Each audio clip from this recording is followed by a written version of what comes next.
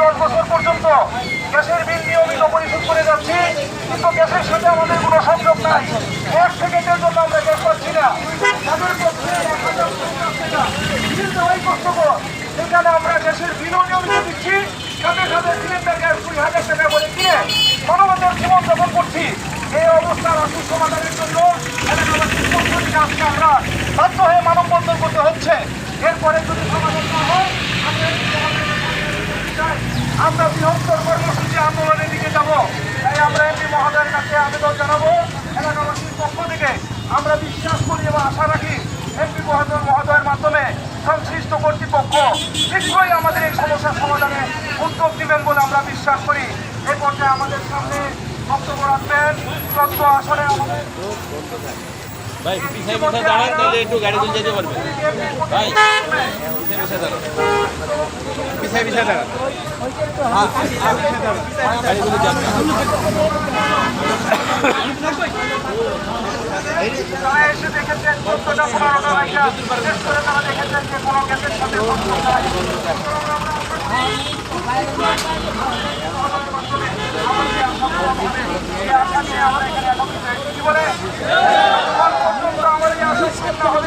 আমরা মানতে পারবো না ইনশাআল্লাহ। গ্যাসের স্থায়ী সমাধান। সবাই বলেন আমাদের দাবি একটাই, গ্যাস চাই, গ্যাস চাই, গ্যাস চাই, গ্যাস চাই, গ্যাস চাই, গ্যাস চাই। আমাদের 14 আসনের আমাদের কাঙ্ক্ষিত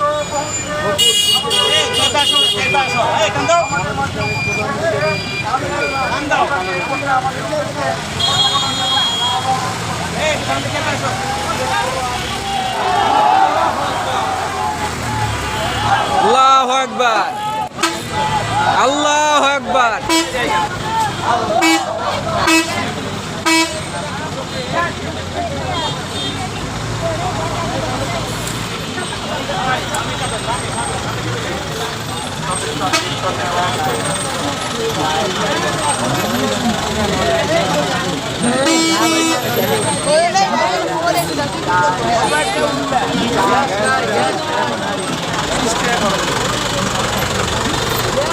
আপনার লগে আমি আইলাম।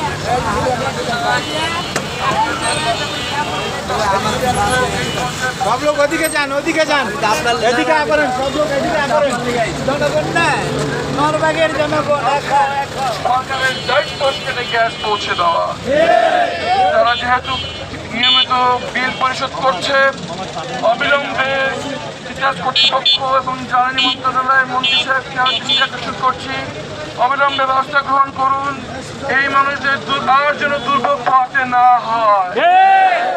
আমি অন্তর্গত থেকে ধন্যবাদ জানাই, তারা শান্তি